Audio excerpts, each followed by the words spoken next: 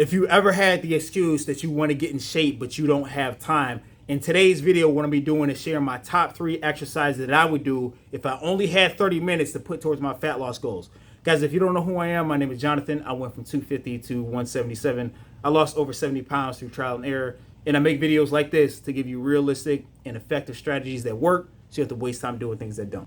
All right, so hopping straight into it. If you find yourself pressed for time where you only have 30 minutes, or you're in a period of your life where you just can't devote that much time to the gym, what I would do, because I've been here before too, and this was just me the other day because I had to pick my wife up and we had to go somewhere, so I had to shorten my time in the gym. The principles still stay the same.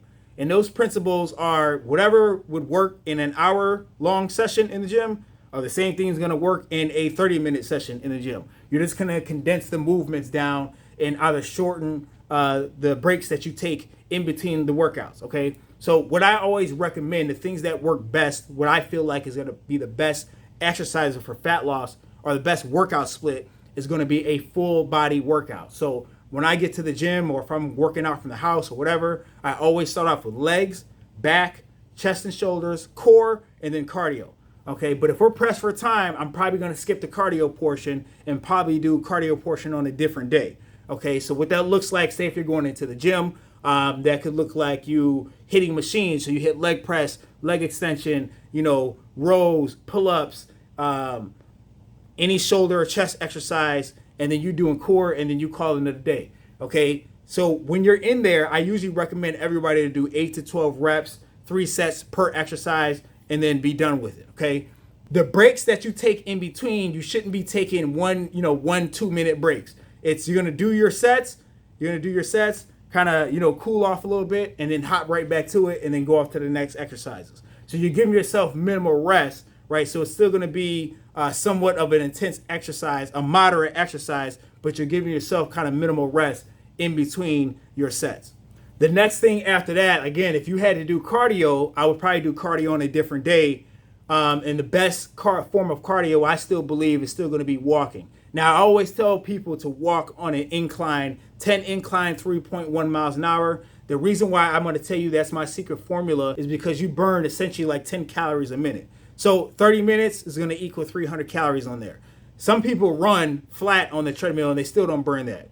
And after they run, they're exhausted. So you're going to walk on an incline for 30 minutes, burn 300 calories, and you won't be exhausted afterwards. Okay, and the day after that, you would just go back to the gym and do the full body workout again, and then rinse and repeat. So you would lift weights, walk, lift weights, walk. You get what I'm saying. And you could kind of rinse and repeat. So if you only had 30 minutes, you could still hit your goals. This is how you have to break them up. And if you've seen any of my other videos, all the principles that I talked about will still be applied here. It's just going to be condensed.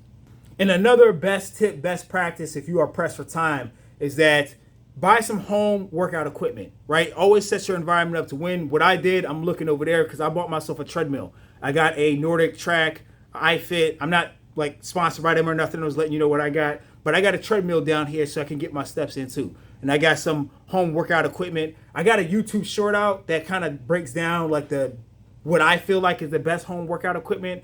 I got dip bars. I have a hex bar for full body compound lifts. And I think those are great for, again, getting the full body workout in, and then I can get my steps in with the treadmill. But all of that is going to mean nothing. I'm telling you like this. This is the truth when it comes to fat loss. All of that is going to be useless. It is going to be useless if your nutrition is trash. So nutrition is going to be the core foundation of you hitting any fat loss goals. We have to be in a calorie deficit, and fat loss always comes down to calories, how much food we consume in a day. We got to consume less than our maintenance. Our macros, that's the types of food we eat, the protein, the fats, and carbs. We want to get a sufficient amount of protein. And the activity, which is the stuff I just talked about, is the stuff that we're going to do within those 30 minutes. But the core foundation, the calories and macros, they have to be right. When it comes down to nutrition for fat loss, we want to make sure that we're in a calorie deficit. And we do that by getting high protein, right, and lower calorie foods. So you're going to consume lean meats that are higher in protein, and then for the sides, you're going to get things that are lower in calories, okay? Guys, if you need some more structure in terms of like, okay, you want to go from a gut to a six-pack and you just don't know what to eat, what type of workouts to do, I do have an ebook available, From Gut to Six Pack, realistic guide for a six-pack physique. It has all the meal plans, workout plans that I use to lose 70 pounds. And it's a simple and effective guide to get you from point A to point B. And it gives you some structure. You buy it once, you have it for life. But that is a guide that you can use as well too. The link's gonna be down below. But those are the exercises and those are the things that I would do if I was pressed for time. So I hope this video helps. Stay tuned for more content.